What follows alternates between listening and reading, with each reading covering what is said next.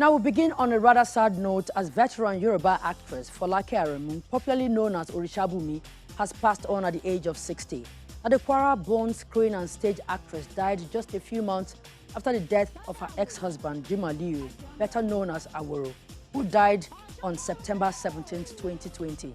Now, the president of the Theatre Arts and Motion Pictures Practitioners Association of Nigeria, TAMPAN, Bolaji Amusan, better known as Mr. Latin, confirmed she died on Tuesday night. Orisabunmi was famous for playing the role of a priestess with magical powers expressed in incantations and some other mysterious manifestations that have endeared her to many viewers for many years. The late actress shot to fame in the 80s for her leading role in the TV series Arelu alongside her ex-husband. She maintained the character Orisabunmi across different titles and spared regularly opposite the notorious Yoruba TV villain, the main Fade Oloro.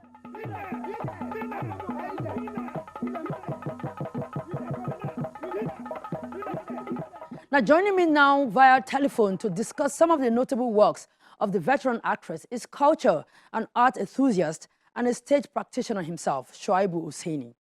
Many thanks for joining us. Now, how much of a loss is Orisabunmi's passing to the industry?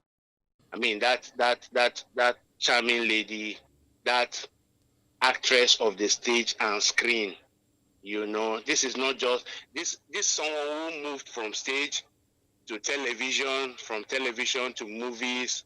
She even did film too, you know, like some 18mm films that she did at that time.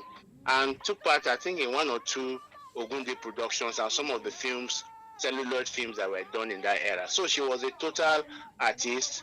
I don't know how to describe her. I mean, it's just unfortunate that we are beginning to lose some of our icons. You know, she's somebody that you really cannot describe. If you watch films around stage productions, television and film around the 80s to 90s up to 2000, you will not miss Orisabunmi.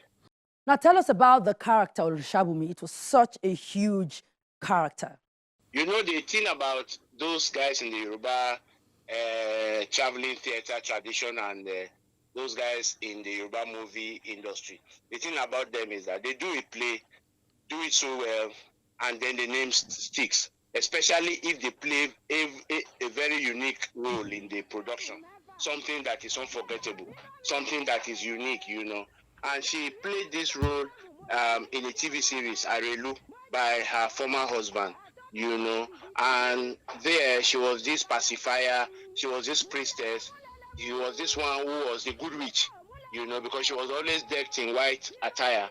So she was always the one who would come and fight the bad witch, and then at the end of the day get victory, you know. She was always pairing with Fade Oloro, Ojo, Aworo, Shafe in most movies. So, and once they just discovered that in most of the plays, she is that Orisabunmi, she is that person who comes to pacify, who comes to save the people, who comes to solve a crisis, that name just stuck. And everybody knows her. I think she became like a stock character because in most of the films that she appeared in, between that 80 up to like 90 and all that, they were always playing her as Orisabunmi. You knew her from the headgear that she put on, the white headgear, then the oja that she would tie, and then the bracelets that she will have, all white, and then she will have this like small bell that she will ring to know that the priestess is coming and all that. So a lot of people identify her as that. So it was difficult for you not to call her by Orisabunmi.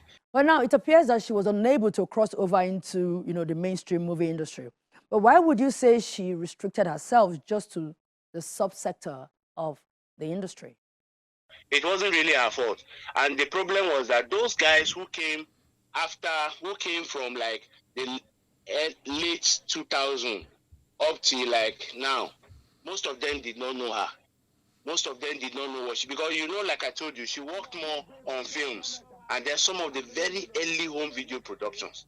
So most of them, when they came, they started doing love-based stories, you know, stories that do not accommodate some of the things that they were used to and all that.